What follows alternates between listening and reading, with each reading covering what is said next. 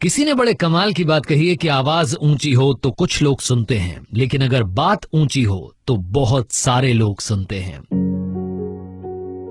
Hi guys, मेरा नाम है आरजे कार्तिक। आपके लिए लेकर आया हूं एक छोटी सी कहानी। ये कहानी एक 24 साल के लड़के की जो अनाथ था, जिसके माता पिता इस दुनिया में नहीं थे। वो एक सेठ के यहाँ पर नौकरी किया करता था। नौकरी से जब वापस आता था घर पर आकर के खाना बनाता था, खाना खाता था, सो जाता था। बड़ी ही बोरिंग सी लाइफ चल रही थी। तो समझ नहीं आ रहा था कि लाइफ में चेंज कब आएगा। पूजा करता था रोजाना, भगवान से कहता था कि कुछ तो मेरी जिंदगी में चमत्कार कर दीजिए। एक दिन वो घर आया, हाथ मुंह धोकर के खाना बनाया। खाना बनाने के बाद में पूजा करने लगा। जब पूजा करके वापस आया तो देखता है कि उसने 4 चपाती और सब्जी बनाई थी। 4 में से 1 चपाती कम थी। अगले दिन फिर से ऐसा होने ही वाला था कि उसने चूहे को पकड़ लिया। चूहा रोजाना 1 चपाती लेकर के भाग रहा था। चूहे को जब पकड़ा तो चूहे ने कहा कि मुझे तो छोड़ दो, मेरी किस्मत का तुम क्यों खाना चाह रहे हो, ये तो मेरी किस्मत का है। तो उस लड़के ने कहा कि मैं तुम्हें कैसे छोड़ दूं, मुझे तो समझ में नहीं आ रहा है। मेरी खुद की जिंदगी का कुछ नहीं हो पा रहा है। मैं खुद इतना पैसा कमाता हूँ कि सिर्फ 4 चपाती बना पाता हूँ, इससे ज्यादा मेरी लाइफ में चेंज नहीं आ रहा है। तो चूहे ने कहा कि तुम्हारी जिंदगी बदल जाएगी, बस एक काम करो, तुम जाकर के भगवान गौतम बुद्ध से मिल लो।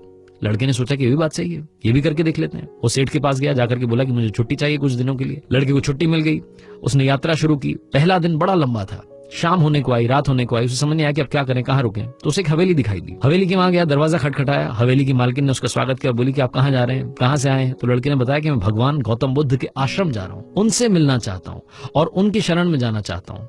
तो हवेली की मालकिन ने कहा कि अरे वाह, आप तो वहां जाना चाह रहे हैं जहां हम बरसों से जाना चाहते थे लेकिन जा नहीं पा रहे हैं। आप एक काम कीजिएगा, आज रात्रि आप यहीं विश्राम कीजिए, लेकिन कल जब आप निकलें तो हमारा एक सवाल लेकर के जाइएगा और उस सवाल का जवाब लेकर के प्लीज वापस आइएगा। लड़के ने कहा कि बताइए आपका क्या सवाल है। तो हवेली की मालकिन ने कहा कि मेरा सवाल बड़ा सिंपल सा है। मेरी एक बेटी है 22 साल की जो बोल नहीं सकती। क्या आप भगवान गौतम बुद्ध से बस ये पूछ लेंगे कि ये कब बोलना शुरू करेगी। लड़के ने कहा ठीक है, आपके सवाल का जवाब ले लूंगा। अगले दिन फिर से उसने यात्रा शुरू की। रास्ता लंबा था। जब जंगल पार किया तो एक बड़ा सा ऊंचा बर्फ का पहाड़ दिखाई दिया। उसने पहाड़ पार करने की कोशिश करना शुरू किया, पहाड़ पर चढ़ना शुरू किया। उसे समझ नहीं आ रहा था कि इतना ऊंचा पहाड़ कैसे पार करेगा। तभी उसे वहां पर एक तपस्या करता हुआ जादूगर दिखा। जादूगर के पास जाकर के उसने प्रणाम किया और बोला कि मेरी मदद कर दीजिए, मुझे पहाड़ पार करवा दीजिए। आप तो चमत्कारी होते हैं, आप मेरी मदद कर सकते हैं। जादूगर ने कहा कि भाई तुम जा कहाँ रहे हो। तो लड़के ने बताया कि मैं भगवान गौतम बुद्ध के आश्रम जा रहा हूँ, उनसे जाकर के मिलना चाहता हूँ।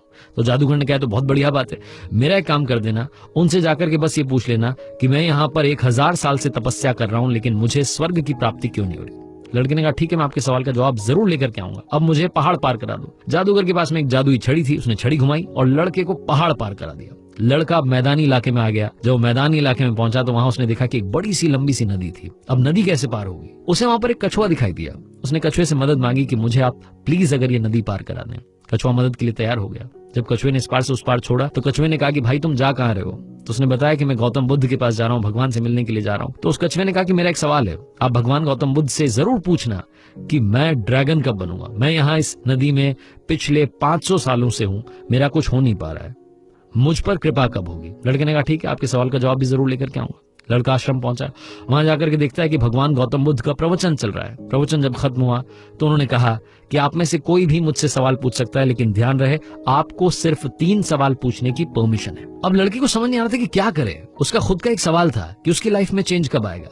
उसके बाद में हवेली की मालकिन का एक सवाल था। उसके बाद जादूगर का सवाल था। उसके बाद कछुए का सवाल था। क्या करे कि उसको सारे सवालों के जवाब मिल जाए। उसने बहुत सोचा कि किसका सवाल स्किप करूं, किसके सवाल को छोड़ दूं, लेकिन उसे समझ नहीं आता कि क्या किया जाए। फिर उसने सोचा कि मेरी जिंदगी तो चल रही है जो चल ही रही है, मुझे ज्यादा परेशान होने की जरूरत है नहीं। सेठ के यहाँ पर नौकरी कर ही रहा हूं। ये जो 3 लोग हैं जिनसे मैं मिला हूं, इनकी जिंदगी में बड़ी समस्या है, इनको जवाब जरूर से मिलना चाहिए। तो उसने अपने सवाल को त्याग दिया, छोड़ दिया और उन 3 सवालों को पूछा जो कि हवेली की मालकिन ने भेजा था, जादूगर ने भेजा था और कछुए ने भेजा था। हवेली की मालकिन के सवाल का जवाब देते हुए भगवान गौतम बुद्ध ने कहा कि उनकी बेटी तब बोलना शुरू करेगी जब उसकी शादी हो जाएगी। जादूगर के सवाल का जवाब देते उन्होंने कहा कि जादूगर तब स्वर्ग में जाएगा जब वो जादुई छड़ी को त्याग देगा। और कछुए के सवाल का जवाब देते उन्होंने कहा कि कछुआ तब ड्रैगन बनेगा जब वो अपने कवच को उतार देगा। लड़का वहां से सारे सवालों के जवाब लेकर के प्रणाम करके वापस आया। कछुए को बताया कि तुम्हें एक कवच उतारना होगा। जैसे ही कछुए ने कवच उतारा, उसके कवच में से मोती ही मोती निकले। वो ड्रैगन तो बन गया, लेकिन उसने कहा कि ये मोती तुम रख लो, इनका मैं क्या करूंगा। लड़के को मोती मिल गए। लड़का आगे बढ़ा, उसे जादूगर मिला। जादूगर को जाकर के बताया कि छड़ी त्याग दो, तुम स्वर्ग चले जाओगे। जादूगर ने वो छड़ी इस लड़के को दे दी और स्वर्ग चला गया। उसके बाद में लड़का हवेली पहुंचा। वहां जाकर के मालकिन को बताया कि आपकी बेटी की जिस दिन शादी हो जाएगी उसी दिन ये बोलना शुरू कर देगी। जो मालकिन थी उसने आप देखा ना ताव मुहूर्त निकलवा करके इन दोनों की, इस लड़के की और खुद की लड़की की शादी करवा दी। जैसे ही लड़की की शादी हुई वो बोल पड़ी, कह रहे आप तो वही हैं जो उस दिन हमारे घर आए थे। इस लड़के ने अपने एक सवाल का त्याग किया और इसे जिंदगी में सब कुछ मिल गया। इसके पास अब मोतियों की वजह से पैसा था, जादूगर की छड़ी थी जिसकी वजह से ताकत थी, और जिंदगी में प्यार था क्योंकि शादी हो गई थी।